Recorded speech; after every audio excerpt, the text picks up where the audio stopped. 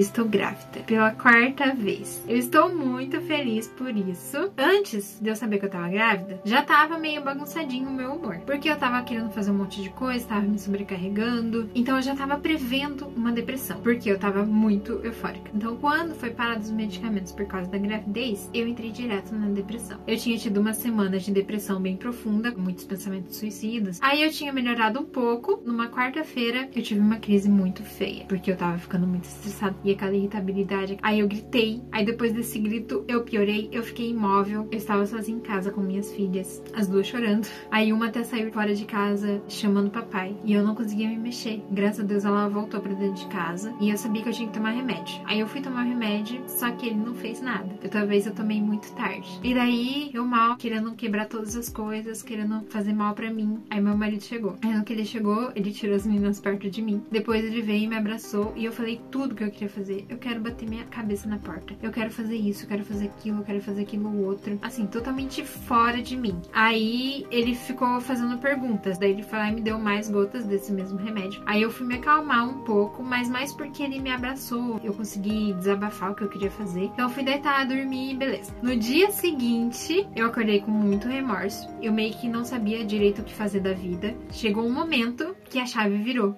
E eu entrei em mania. Eu comecei a mandar mensagem pra todo mundo com os textos enormes. Eu comecei a ficar feliz. Eu comecei a fazer projeções gigantes. Eu comecei a achar que eu podia fazer tudo. Que eu podia ser a melhor. Enfim, todos os sintomas da mania. Comprei um monte de doce. Eu comi tudo de uma vez. Eu fiquei feliz, né? Porque a gente fica empolgado. Eu tive muita criatividade também. Eu conseguia fazer as coisas muito bem. Pra mim que eu fazia as coisas perfeitas. Pra mim que eu era perfeita. Até que... E isso é tipo um tapa na minha cara. Porque eu tava achando que a mania era ótima. Tanto que eu estava estabilizada, eu queria entrar na mania, porque na mania tem todas essas coisas, né? E daí veio os sintomas ruins da mania, né? Eu comecei a ficar irritadíssima, comecei a discutir com meu marido, me deixou irritada com as minhas filhas, comecei a ter mais crises, comecei a não ser mais produtiva, e daí veio a depressão junto. Ou seja, eu acho que eu entrei em uma fase mista, porque ao mesmo tempo que eu queria morrer, eu também queria viver e fazer um monte de coisas. É como se fosse assim, na depressão você quer morrer, só que meio que você não tem muita força, né? Nem pra levantar da cama. Né? Já na fase mista, você tem coragem de fazer muita coisa pra morrer. Estava com os pensamentos acelerados, mais os pensamentos suicidas, assim, tava com todos os sintomas, gente, praticamente todos os sintomas da depressão, todos os sintomas da mania, então meio que eu tava em fase mista. E isso tudo em pouco tempo. Dizem que tem que esperar 4 dias, né, pra dizer em que fase que você está e tal, mas assim, foi muito nítido. Eu não sei, eu posso depois ver com o psiquiatra pra confirmar isso. Se é possível ficar em depressão por uma semana, depois ficar em mania por alguns dias e depois de entrar na fase mista. Mas eu acho que tudo é possível nesse negócio de transtorno bipolar, então acredito que tudo isso foi possível. Atualizando dos medicamentos. Eu tava tomando lítio, aripiprazol e lamotrigina. Foi tirado o lítio, aripiprazol e fiquei só com a lamotrigina e aumentou a dose. Nisso, né, eu entrei na depressão, como eu falei, daí depois eu entrei em mania, depois eu tive uma crise bem forte que eu já vou contar, e daí nisso o psiquiatra aumentou mais um pouco a lamotrigina e hoje eu tô com 400 mg. Aí eu vou contar da crise grave, né? Então eu fui tendo várias crisezinhas assim, até que chegou uma crise muito grave. De novo, eu meio que pensei em suicídio, de verdade. Tem uma crise de ansiedade que aconteceu antes disso. Eu tinha feito um texto falando que eu odiava todo mundo, que eu odiava tudo, que eu odiava essa vida. E depois desse texto, eu fiquei com crise de ansiedade, não conseguia mais respirar fundo, pedi o taxista pra me levar pro UPA. Aí o enfermeiro viu os meus sinais, estava tudo bem, perfeito, saturação. E daí eu falei, tá, mas eu não tô conseguindo respirar. Daí ele olhou pra mim, você tá respirando? Tá, mas parece que eu não tô respirando. Aí ele falou, isso é o que a ansiedade tá fazendo. E daí eu comecei a chorar desesperada. Eu falei, como é que eu vou pra casa se eu passar mal e se eu não conseguir respirar de verdade? Daí ele me passou pela médica. Aí no banco, eu comecei a passar muito mal. Eu comecei a pensar, eu vou quebrar tudo aqui. Comecei a ter uma crise de choro muito forte. Veio os pensamentos assim, você não presta, você não vale pra nada. A doença faz isso com a gente, ela faz a nossa cabeça virar outra coisa, faz a gente pensar outras coisas, faz a gente ver um mundo diferente. A gente muda, a gente é outra pessoa. Enfim, eu comecei a ficar doidona assim, já assim, fazendo assim com a testa. Até que em algum momento, acho que o Espírito Santo passou, não sei, um anjo passou por mim e eu pensei, é a doença que quer fazer isso, não sou eu. Eu não quero fazer isso, é a doença. Aí eu fui me acalmando, a respiração foi voltando aos poucos, aí eu fui lá na médica,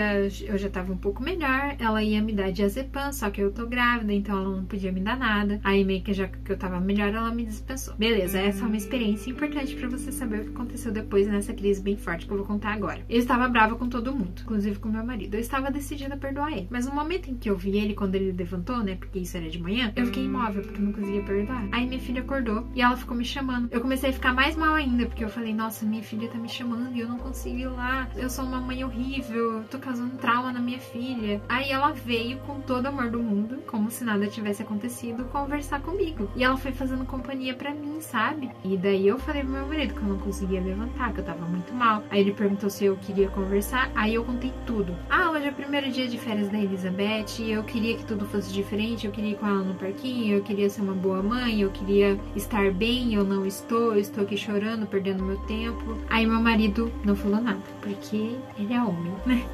Não, porque ele é assim, sabe? Mas a minha filha falou, mamãe, quando você ficar calma, a gente vai no parquinho. Aí meu marido deixou de trabalhar pra poder ficar comigo. Aí ele saiu pra ir na farmácia. Assim, foi um momento que ele não pensou muito, né? Eu tava tão mal que eu não consigo lembrar, depois eu vou perguntar, eu não consigo lembrar se eu tava com a minha filha menor. Só sei que eu lembro de eu passando mal. E daí começou a vir os pensamentos, você não serve pra nada, você não precisa viver, vai, toma um medicamento, acaba com essa vida. Aí eu pensei, não, mas eu tenho um bebê dentro de mim e eu não posso fazer isso com ele. Então eu não ia fazer isso. Daí eu pensei, não, então só toma um remédio pra você ficar dopado, pra você deitar na cama, não levantar mais, pra você ficar inconsciente, não precisar falar mais com ninguém. Aí eu tenho um remédio que faz a gente dormir, então se eu tomasse uma dose alta, isso poderia acontecer. Mas aí, como eu tenho um bebê, então eu achei melhor ler na internet o que poderia acontecer se eu tomasse esse remédio em dose alta. Aí eu li que podia ter parada cardíaca, pensei, nossa, e o bebê? É melhor eu não fazer isso. Mas mesmo assim, os pensamentos não pararam. Aí eu mandei mensagem no meu grupo da WhatsApp, se você quiser entrar, tá aí o link na descrição. E eu comecei a falar, eu quero morrer, eu vou tomar remédio, eu tô desesperada. E daí as pessoas começaram a conversar comigo, não faz isso, a gente tá aqui com você, isso vai passar, você já passou por isso outras vezes. Então assim, eles super me ajudaram. Mas mesmo assim, eu levantei, fui lá, coloquei meio vidro no copo, estava pronta pra tomar. Aí eu lembrei do CVV, telefone pra ajuda de quem quer se suicidar. Aí um carinha me atendeu e ele não me ajudou em nada. Ele só me ouvia, ele não falou nada, mas a minha vontade era de desligar e ir lá tomar o remédio. Beleza, eu desliguei o telefone, daí o pessoal lá do grupo falou, liga pra tua psicóloga. Daí nisso meu marido chegou, eu tinha ligado pra minha psicóloga, ela falou que era pra eu ir pra maternidade. E também ela pediu pra conversar com meu marido, daí provavelmente ela falou com meu marido que não era pra me deixar sozinha mais em casa. Aí ele até organizou todo dia pra eu não ficar sozinha em casa. E daí eu pensei, se eu for pra maternidade vai ser a mesma coisa que aconteceu quando eu tive crise de ansiedade. Eles vão ver só os meus sinais vitais, eles vão ver como que tá o bebê e todas essas coisas, eles não vão tratar a parte psíquica. E daí uma menina do grupo me ligou e ela começou a me entender. Eu estou passando todos esses dias, todas essas dificuldades em depressão e mania, e uma das coisas difíceis é que as pessoas não conseguem entender a gente. As pessoas mais próximas, mesmo sendo próximas, elas não conseguem entender a gente. Então a gente meio que se sente sozinho. E ela me entendeu e ela soube conversar comigo. Então eu acho que ela foi um anjo, que Deus me mandou um anjinho. E ela foi conseguindo fazer eu voltar à razão. Ela foi me ajudando a pensar. Realmente, se você for pra maternidade, não vai adiantar nada. Você tem que ir pro hospital psiquiátrico, né? Só que eu não tenho mais plano de saúde, então o hospital era muito caro. Mas enfim, eu desliguei o telefone, já conseguindo pensar melhor. E nesse tempo todo, depois eu tomei um café, minha filha tomou um café comigo, todo tempo ela conversando comigo. E o meu marido, depois disso de conversar com a psicóloga, ele ficou assim mais consciente, né, do que estava acontecendo e conseguiu administrar melhor aquele momento também. E a gente começou a ver as possibilidades, né, de eu ir pagar particular. E no fundo eu comecei a pensar, nossa, se eu me esforçar, eu acho que eu consigo ficar bem o suficiente para viver o meu dia. Eu ia ir pro CAPS, que é um lugar onde você tem atendimento de graça pelo SUS com psicólogo e psiquiatra. E pra mim era muito importante isso, né? Como eu tinha ido no postinho, tava grávida, eles me direcionaram pra lá. Eu queria ver como é que funcionava esse negócio, de graça. Eu já tinha parado os pensamentos que eu não queria mais tomar remédio. Então eu pensei, é melhor eu ter um dia melhor. Porque talvez fosse pior, porque você ia reforçar a ideia de que eu tava com crise, reforçar a ideia de que eu tava mal. Aí eu foquei nessa minha parte que estava acreditando em mim, que eu conseguia ficar bem, do que na outra parte, eu tô mal, preciso de hospital psiquiátrico, preciso de remédio e tudo mais. Então eu conversei com meu marido e a gente organizou o dia. Ah, então você vai em tal lugar, você almoça na tua mãe, daí você vai no CAPS, depois você vai comigo no trabalho. Ele me levou pro trabalho dele pra não me deixar sozinha, e também porque lá era um lugar bonito e tal. Daí o dia terminou bem. Só que eu fiquei com sequelas, né? Nossa, cara, eu quase tomei um remédio. Eu quase podia não estar aqui agora, porque eu podia só ter dormido.